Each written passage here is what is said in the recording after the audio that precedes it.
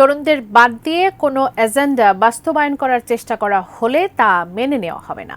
ফ্যাসিবাদের পক্ষে যারাই কথা বলবে, যেসব কলম লিখবে তা আবারও ভেঙে দেওয়া হবে বলে হুঁশিয়ারি দিয়েছেন বৈষম্য বিরোধী ছাত্র আন্দোলনের আহ্বায়ক হাসনাত আব্দুল্লাহ।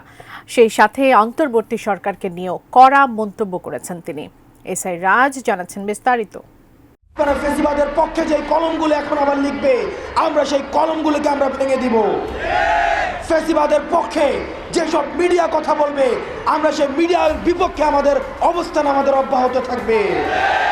ফ্যাসিবাদের পক্ষে যেসব মগজ আবার তাদের চিন্তা প্রসূত করবে, আমরা সেসব চিন্তার বিপক্ষে আমাদের শক্ত অবস্থান থাকবে। জুলাই বিপ্লবের ঘোষণাপত্র নিয়ে সরকারের সাথে টানাপোড়েন চলছে বিপ্লবী ছাত্র নেতাদের। রক্তভেজা বিজয়ের ৫ মাসেও আসেনি ঘোষণাপত্র। দিনক্ষণ ঠিক করেও গত ৩১ ডিসেম্বর কেন্দ্রীয় শহীদ মিনারে ঘোষণাপত্র দিতে পারেনি বৈষম্য বিরোধী ছাত্র আন্দোলন। তার আগেই বলা হয়েছিল সরকারের পক্ষ থেকেই আসবে ঘোষণাপত্রটি। সে লক্ষ্যে শিক্ষার্থীরাও ১৫ জানুয়ারি পর্যন্ত সরকারকে আলটিমেটাম দিয়ে রাজপথে নামেন। সারা দেশে লিফলেট বিতরণ, সমাবেশ ও জনসংযোগের মাধ্যমে জনসমর্থনের কাজে নেমে পড়েন তারা। তারই অংশ হিসেবে ১৪ জানুয়ারি দুপুরে নারায়ণগঞ্জ শহরের চাষাড়া শহীদ মিনারে পথসভা ও গণসংযোগে অংশ নেন বৈষম্য বিরোধী ছাত্র আন্দোলনের আহ্বায়ক হাসনাত আব্দুল্লাহ। এ সময় তিনি বলেন, ফ্যাসিবাদের পক্ষে যেসব মিডিয়া কথা বলবে, সেসব মিডিয়ার বিপক্ষে তাদের অবস্থান অব্যাহত থাকবে। ফ্যাসিবাদের পক্ষে যেসব মগজ আবার তাদের চিন্তা প্রসূত করবে, তাদের চিন্তার বিপক্ষে তাদের শক্ত অবস্থান থাকবে। আওয়ামী লীগ বাংলাদেশের রাজনীতিতে পুনর্বাসিত হবে কিনা সেটার চূড়ান্ত সিদ্ধান্ত হয়ে গিয়েছে ৫ই আগস্ট। সুতরাং যারা আবার নতুন করে আওয়ামী রাজনীতির পুনর্লিখন করতে যাচ্ছেন, আপনাদেরকে বলতে চাই, বসুন্ধরা টিস্যুতে ছাড়ের ছড়াছড়ি। বসুন্ধরা টিস্যু নিয়ে এলো নিশ্চিত ছাড়। এই বাংলাদেশে আওয়ামী লীগের রাজনীতি পুনর্বাসিত হবে কিনা সেটা এখন প্রাসঙ্গিক আলাপ নয়, বরং আওয়ামী লীগের প্রত্যেকটা নেতাকর্মী, ওয়ার্ড থেকে শুরু করে কেন্দ্র পর্যন্ত প্রত্যেকটা নেতাকর্মীকে তাদেরকে বিচারের আওতায় নিয়ে আসতে হবে। হাসনাত আব্দুল্লাহ বলেন, আজকে তরুণ প্রজন্মকে রাস্তায় নেমে আসতে হয়েছে, তাদেরকে রক্ত দিতে হয়েছে, ভয়কে জয় করতে হয়েছে, কারণ দুর্বৃত্তায়ন ও প্রতিহিংসার রাজনীতির সংস্কৃতি আশাহত করেছে। আমরা বারবার বলছি, আপনারা যদি এই তরুণ প্রজন্মর কথা আপনারা বুঝতে ব্যর্থ হন, আওয়ামী লীগের জয় পরিণত হয়েছে, পরবর্তীতে যারাই নীতি নির্ধারণের পর্যায়ে আসবে, এই তরুণ প্রজন্মের ভাষা যদি আপনারা বুঝতে ব্যর্থ হন, তাহলে আওয়ামী লীগের পরিণতির মতোই আপনাদের পরিণতি হবে। এ সময় অন্তর্বর্তীকালীন সরকারকে উদ্দেশ্য করে হাসনাত আব্দুল্লাহ বলেন, জানুয়ারির ১৫ তারিখ পর্যন্ত আলটিমেটাম ছিল।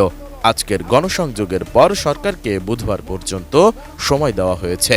এই অন্তর্বর্তী সরকার তাদেরকে কমিটমেন্ট দিয়েছে, রাজনৈতিক ঐক্যমতের ভিত্তিতে ঘোষণাপত্র তৈরি করা হবে। কিন্তু অত্যন্ত দুঃখজনক বিষয় হচ্ছে, এখন পর্যন্ত দৃশ্যমান কোনো পদক্ষেপ দেখা যায়নি।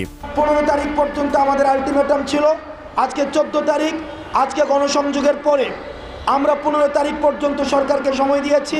এই অন্তর্বর্তীকালীন সরকার কমিটমেন্ট দিয়েছে আমাদেরকে, রাজনৈতিক ঐক্যমত্যের ভিত্তিতে আমাদের এই প্রক্লেমেশন অফ রেগুলেশন সেটিকে স্টেট থেকে এন্ডোর্স করবেন।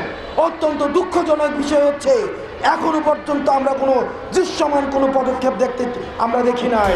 এ সময় উপদেষ্টাদের উদ্দেশ্যে হাসনাত আব্দুল্লাহ বলেন, যাদেরকে উপদেষ্টা বানিয়েছি, প্রতিনিধি হয়ে যেসব উপদেষ্টা সরকারে গিয়েছে, আপনাদের বলতে চাই, আপনারা আমাদের প্রতিনিধিত্ব করছেন।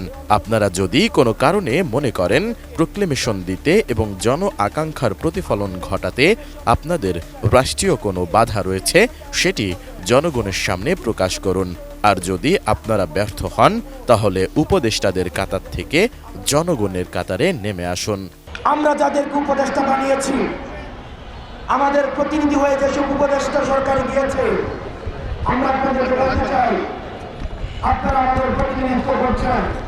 আপনারা যদি কোনো কারণে মনে করেন যে আপনারা প্রক্লেমেশন দিতে এবং জন আকাঙ্ক্ষার প্রতিফলন ঘটাতে আপনাদের রাষ্ট্রীয় কোনো বাধা রয়েছে সেটি আপনারা জনগণের সামনে প্রকাশ করুন।